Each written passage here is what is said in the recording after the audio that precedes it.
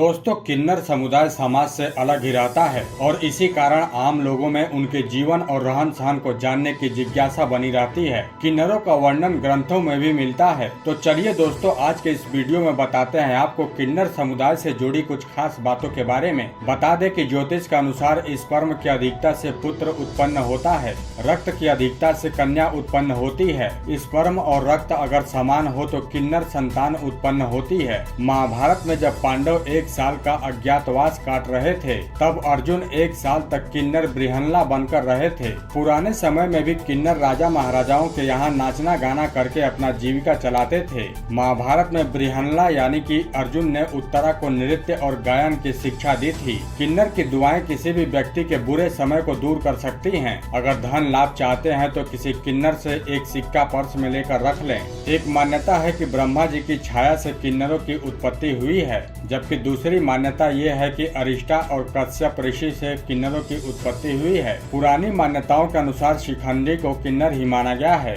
शिखंडी की वजह से ही अर्जुन ने भीष्म को युद्ध में हरा दिया था। अगर कुंडली में बुध ग्रह कमजोर हो तो किसी किन्नर को हरे रंग की चूड़ियां और साड़ी दान करनी चाहिए। इससे आपको लाभ होता है। किसी नए व्यक्ति को किन्नर समाज में शामिल करने के भी नियम हैं। इसके लिए कई रीति रिवाज हैं जिनका पालन किया जाता है। नए किन्नर को शामिल करने से पहले नाच गाना और सामूहिक भोज होता है। फिलहाल देश में किन्नरों की 4 देवियां हैं। कुंडली में बुध, शनि, शुक्र और केतु के अशुभ योगों से व्यक्ति किन्नर या फिर नपुंसक हो सकता है। किसी किन्नर के निधन के बाद उसका अंतिम संस्कार बहुत ही गुप्त तरीके से किया जाता है। किन्नरों का जब निधन होता है तो उसे किसी गैर किन्नर को नहीं दिखाया जाता है। ऐसा माना जाता है कि ऐसा करने से मरने वाला अगले जन्म में भी किन्नर ही पैदा होगा। किन्नर मुर्दे को जलाते नहीं बल्कि दफनाते हैं।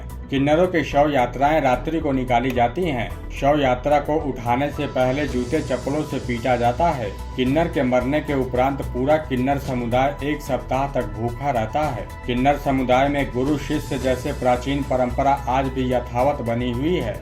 किन्नर समुदाय के सदस्य खुद को मंगलमुखी कहते हैं, क्योंकि ये सिर्फ मांगलिक कार्यों में ही हिस्सा लेते हैं, मातम में नहीं। किन्नर समाज की सबसे बड़ी विशेषता है कि मरने के बाद ये मातम नहीं मनाते हैं।